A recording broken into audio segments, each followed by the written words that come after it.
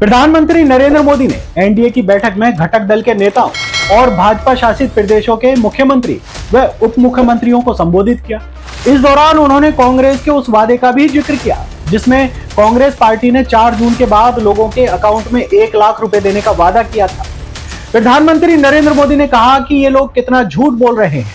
आप देखिए, चुनाव के समय उन्होंने देश के सामान्य नागरिकों को गुमराह करने के लिए जो पर्चियां बांटी हैं कि ये देंगे और वो देंगे, 2 दिन से मैं देख रहा हूं कांग्रेस के दफ्तरों पर लोग लाइन लगाकर खड़े हैं कि पर्ची है, 1 लाख रुपया कहां है, लाओ दो, मांग रहे हैं लोग।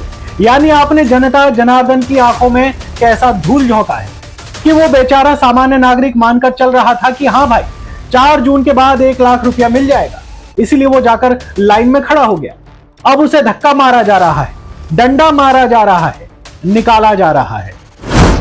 मैं देख रहा हूं कि कांग्रेस के दफ्तरों पर लोग कतार लगा के खड़े हैं कि पर्ची है, 1 लाख रुपया कहां है, लाओ भाई, मांग रहे हैं लोग। यानी आपने जनता जनार्दन की आंखों में कैसा उनको भ्रमित किया, कैसी आंख में धूल झोंक दी कि वो बेचारा सामान्य नागरिक मान के चलता रहा भाई 4 दिन के बाद रुपया मिल जाएगा, इसलिए वो जाके खड़ा रह गया। और अब उसको धक्का मारा जा रहा है, डंडे मारे जा रहे हैं, वहां से निकाला जा रहा है। अब इस प्रकार का चुनाव ये अपने आप में देश के गरीबों का अपमान है, हमारे देश के सामान्य नागरिकों का अपमान है। और कभी भी देश ऐसी हरकतों को न भूलता है, न ही कभी माफ किए बिना माफ कभी करता है, किए बिना माफ भी करता है। प्रधानमंत्री जी, वाह, आप झूठ कितना अच्छा बोल लेते हैं।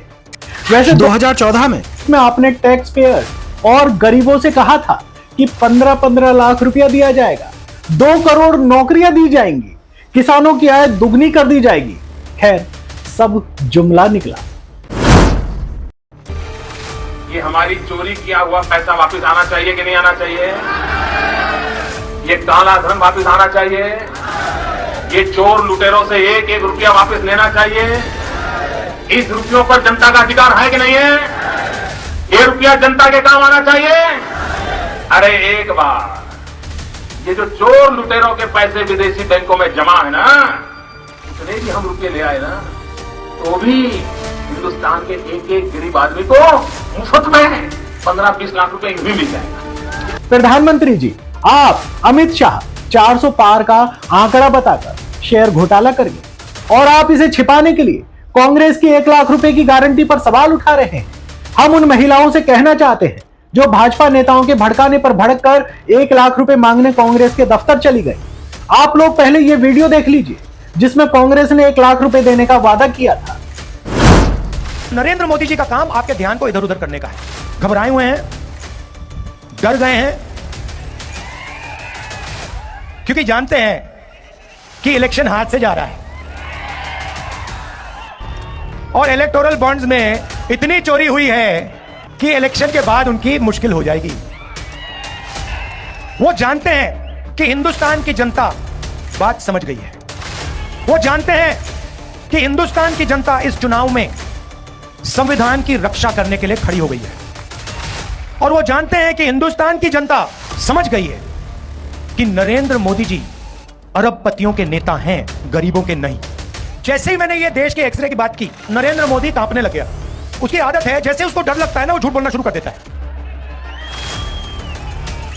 जैसे ही उसको डर लगता है, वो कभी पाकिस्तान की बात करेगा, कभी चाइना की बात करेगा, तो एक के बाद एक झूठ बोल रहा है। मगर इस बार नहीं निकल पाएगा। नरेंद्र मोदी ने बेरोजगारी फैलाई, उत्तर प्रदेश के युवाओं को चोट पहुंचाई। आपसे कहा, युवाओं नाली की ओर जाओ, नाली में पाइप डालो, नाली में से गैस निकलेगी, पाइप को चूल्हे में लगाओ और पकौड़े बनाओ। और उसके बाद कहते हैं, परमात्मा ने कहा है कि मैं हिंदुस्तान के युवाओं को नाली के गैस से पकौड़े पकाना सिखाऊं। आपको बेरोजगार बनाया, 30 लाख सरकारी नौकरियां इंडिया गठबंधन के आते ही आपके हवाले कर देंगे। बेरोजगार युवाओं के बैंक अकाउंट में महीने के 8,500 रुपए, साल के 1 लाख रुपए खटाखट। आपने वीडियो देख लिया होगा। राहुल गांधी साफ साफ शब्दों में कह रहे हैं कि जब हमारी सरकार बनेगी हम उसके अगले महीने से गरीब महिलाओं के अकाउंट में 1 लाख रुपए खटाखट डाल देंगे। तो हम आपसे पूछना चाहते हैं, क्या कांग्रेस की सरकार बनी? अब आपके लिए कुछ वीडियो हम दिखा देते हैं। थोड़ा घेराव भाजपा नेताओं और उनके दफ्तरों का भी कर दीजिए, क्योंकि प्रधानमंत्री नरेंद्र मोदी ने 2014 में 15 लाख रुपए देने का वादा किया था, 2 करोड़ नौकरियां हर साल देने का वादा किया था। यानी इस हिसाब से 20 करोड़ नौकरियां होनी चाहिए। किसानों की आय दोगुनी करने का वादा किया गया था, तो क्या दोगुनी हो गई? तो हम कहना चाहेंगे उन बेरोजगारों से, जाओ पीएम मोदी और भाजपा के दफ्तरों का घेराव करके दिखाओ, मांगो अपना हक। किसानों ने मांगने की कोशिश की तो 1000 से ज्यादा किसानों को अपनी जान देकर कीमत चुकानी पड़ी। किसानों को आतंकवादी, खालिस्तानी तक कह डाला। कंगना रनौत ने क्या कुछ नहीं कहा, जिसकी वजह से उनके गाल पर एक महिला जवान ने थप्पड़ भी मारा। खैर, हम थप्पड़ का समर्थन तो नहीं करते और ना ही हिंसा का समर्थन करते हैं, लेकिन हम कंगना की बातों का भी समर्थन नहीं करते हैं। देखो ये वीडियो, प्रधानमंत्री देश के लोगों से क्या क्या वादे कर रहे हैं। हिम्मत है तो मांगो उन सब वादों का हिसाब। प्रधानमंत्री जी, आप एक ऐसे पद पर बैठे हैं जो देश का सर्वोच्च संवैधानिक पद है, जिसकी मर्यादा होती है। इस पद की अपनी गरिमा होती है। लोग आपको गाली देते हैं तो वो प्रधानमंत्री को गाली देते हैं, इस पद को गाली देते हैं। आप व्यक्तिगत नहीं हैं, देश के हैं। देश के हर उस नागरिक के हैं, वो चाहे हिंदू हो या मुसलमान हो, सिख हो या ईसाई हो, वो किसी भी जाति धर्म का हो। आप जितने अमीरों के हैं उससे कहीं ज्यादा आप गरीबों के, अपेक्षितों के और शोषितों के हैं। आप हर किसी के हैं। आपको 10 साल का तजुर्बा हो चुका है। आप एक उम्रदराज नेता भी हैं। इस तरह की भाषा और हरकतें आपको शोभा नहीं देता। इस पद की गरिमा पूरी तरह से आपके हाथों में है। इसकी रक्षा कीजिए और देश के हर नागरिक को समृद्ध बनाइए। धन्यवाद। हिंदुस्तान के एक गरीब आदमी को मुफ्त में 15-20 लाख रुपए भी मिल जाएगा। 15 लाख रुपए अकाउंट में क्यों नहीं आ रहे? देखिए, ये जुमला है। किसी के अकाउंट में 15 लाख रुपए कभी नहीं जाता, वो उनको भी मालूम है और आपको भी मालूम है, देश की जनता को भी मालूम है। ये हमारी चोरी किया हुआ पैसा वापस आना चाहिए कि नहीं आना चाहिए? ये काला धन वापस आना चाहिए? ये चोर लुटेरों से 1-1 रुपया वापस लेना चाहिए? इस रुपयों पर जनता का अधिकार है कि नहीं है? ये रुपया जनता के काम आना चाहिए?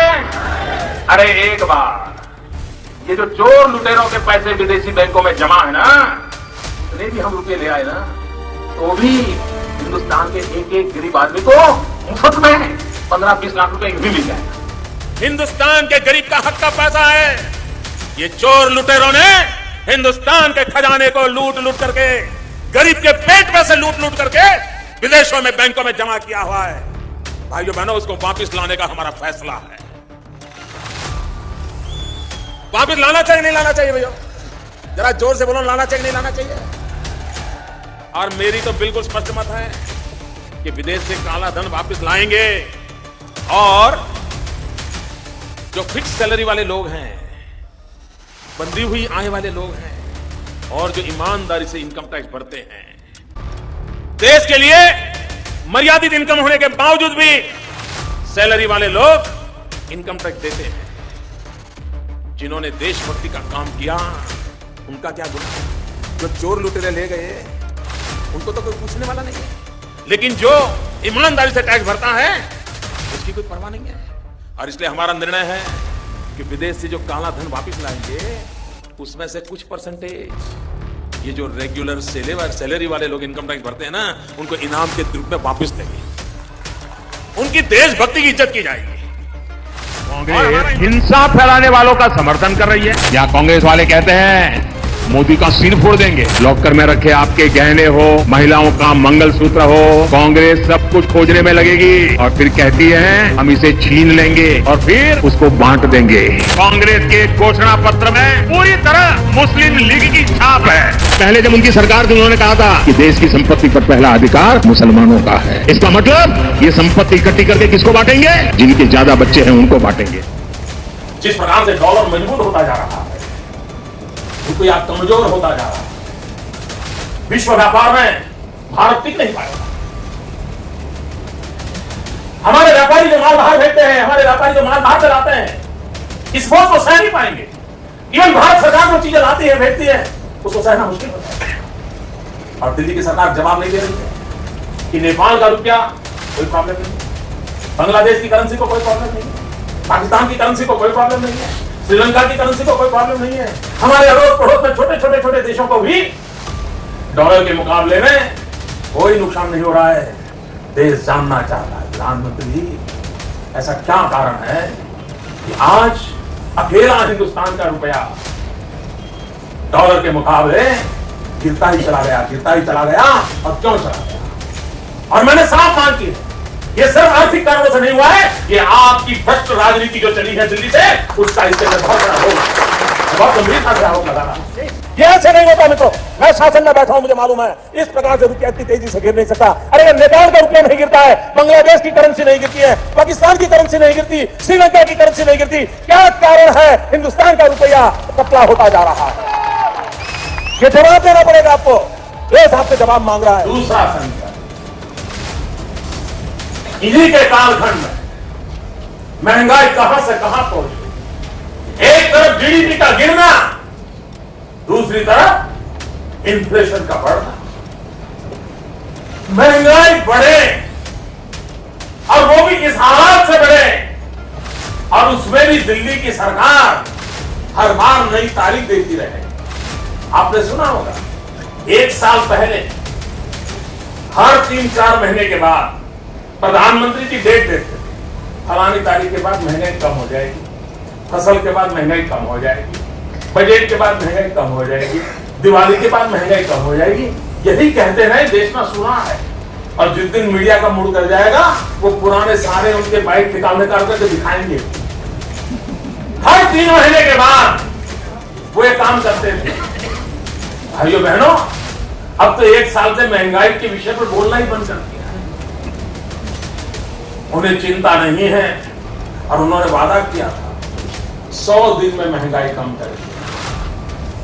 आदरणीय प्रधानमंत्री जी, आप महंगाई कम कर पाओ या न कर पाओ, कम से कम अटल बिहारी वाजपेयी जहां छोड़ के गए थे, वहां तो ला करके रख दो,